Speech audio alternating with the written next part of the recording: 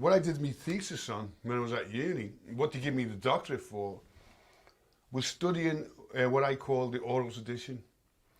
And it was about the survival of spirituality in the oral tradition of the African diaspora, which is basically the slavery diaspora. So I studied from the griot, right? I was talking about the griot, this character who's a historian, poet, juju man of the village.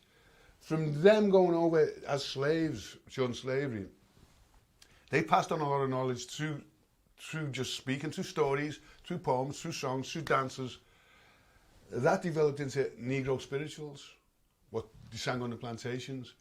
That developed into gospel, which then developed into blues, which developed into soul, funk, jazz, right up to hip-hop. You know, hip-hop, it's a spoken word thing, really. You only need a drum.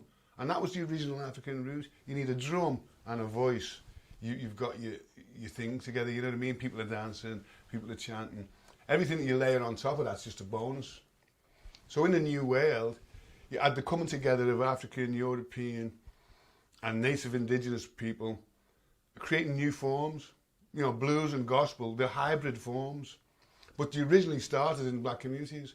You know, hip-hop became something from the black ghetto, but now it's worldwide.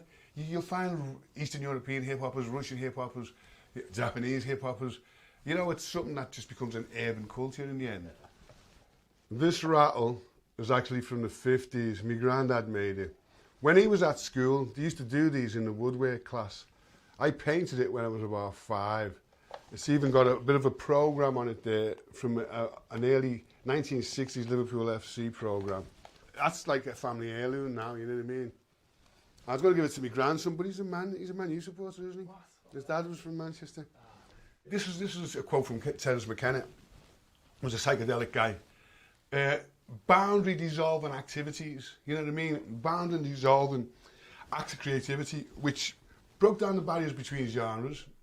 I mean, I don't think you could put my music in any particular bag because it's got Latin music in there, it's got African, it's got soul, it's got funk, it's got bits of rock. I mean, you know, I've listened to lots of different people. I seen Bowie when he was just Ziggy and the Spiders from Mars, you know what I mean? And at the same venue, a few weeks later, I seen Osibisa, who were like a West African band. You know, I've seen Yes, do you remember Yes? At the same venue, I seen Bob Marley. Yeah, so I've always had an eclectic taste in music. And also I've been a cultural tourist. I'm interested in the differences between cultures, you know what I mean? I'm interested in the whole integral movement where you're exploring everything that's here in the modern world and everything that's gone before us. And you're seeing also how similar different people have been throughout history. There's always been a counterculture.